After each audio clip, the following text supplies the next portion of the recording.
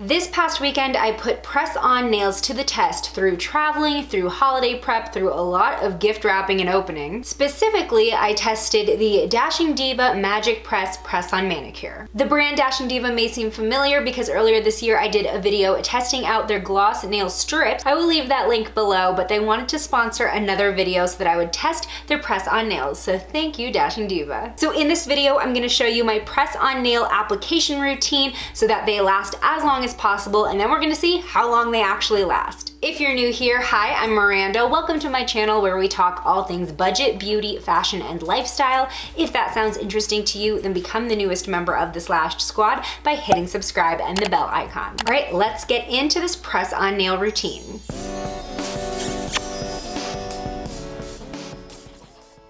Here's the set of Magic Press nails that I'm using today. I love that it comes with accent nails that have glitter on them. So cute. So the first thing I do when I'm putting on a press-on manicure is find all the sizes I need. The sizes go from 0 to 10 and they're embossed under the tip of the nail so that way you can match them up easier. Basically, I'll just start holding them up to my nails to see if they fit, and then I lay them out in order of which finger they match to. And in the event that you can't find a perfect match for your nail, you want to size a little bit down. You don't want the nail to ever be touching your skin because that will get in the way of it adhering to your nail bed. The nails come with a prep kit, but hopefully you're already starting with clean hands. So take the cuticle stick and gently start pushing back your cuticles. Then unwrap the prep pad and wipe down your nails. You want to make sure they're totally free of debris and oil so that way you have the most direct adhesion between the press-on nail and your natural nail, helping them last longer. You can also use polish remover to help clean them as well. All right, time to put on the first nail. So the direction the nail lays will be number side outward, and the number is that size we talked about on the bottom. I suggest saving both thumbs for last, so it's a little bit easier placing the nails on the rest of your hand. Peel off the clear backing, then line up the nail before pressing down firmly. So I press in the middle first, and then I roll from side to side to get pressure all over. If you applied the nail correctly, there will be a small tab at the tip, and you can file this off by filing in downward strokes. You always want to file these nails in a downward motion so that you don't pry them off accidentally. Then go ahead and repeat the process for the remaining nails.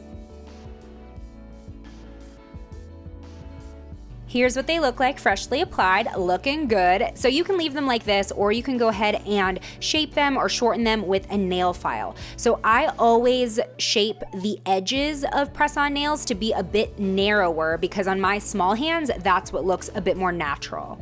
And here they are all done, so let's see how they hold up. The morning after putting these nails on, I was headed out of town for the holidays. So I got up early to do my hair, which I was pretty anxious about because I was using heat and hair oil right all up in my nails, but they held up through the entire routine, plus doing my makeup as well, despite having to open and close a ton of compacts. When I was at the airport, the nails were feeling comfortable and well attached. Even when I got on the plane, dealing with seatbelts, tray tables, and handling luggage up over my head and everything felt fine. The nails were doing great. Throughout the weekend, the nails stayed on, and I even got compliments on them at the holiday party.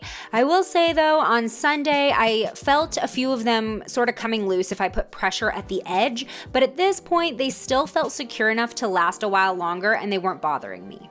Today is Monday. I put these nails on Friday, and all 10 nails are still on my hands. I will say there are a couple where if I put a little pressure on the tip, I can see them lifting at the cuticle. Last night we got back from LA and I did take a bath to kind of wind down, and I was trying to be careful about letting my fingers rest in the water for too long, but I just kind of kept doing it out of habit, just kind of soaking in the tub. So that definitely could have affected the glue. But I do feel like I can get at least another full day out of them. I was very impressed and happy that they all lasted through the weekend. I was out of town, I was traveling, opening gifts, and I was afraid that one was gonna pop off amongst all the chaos.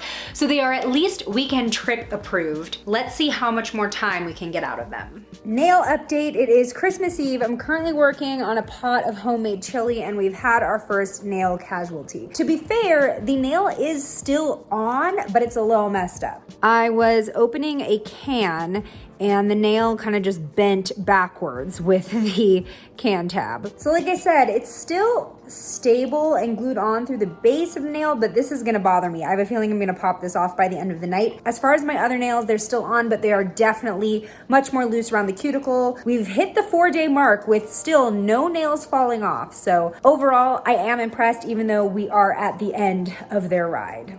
So the next morning was Christmas. I did a ton of cooking on Christmas, and because my nails were so loosened up, I could start to feel stuff get in between the press-on nail and my real nail, so that was bothering me, and plus they started snagging on stuff like my hair. So on Christmas, I decided to pop them off, and they just come off really easily with cuticle oil. So for all intents and purposes, we hit 5 days. And for press-on nails, that's a pretty decent wear time. I would definitely approve of the Magic Press manicures for like a weekend away, which is what we did, as well as weddings or other special events. When they were freshly applied, I had absolutely no worry in my mind that they would pop off. They felt very, very secure up until probably day 4 when I had the can opening incident. With my old favorite brand of press-on nails, I could get them to last 5 days, but I would always need to replace at least 1 or 2 nails during that time frame.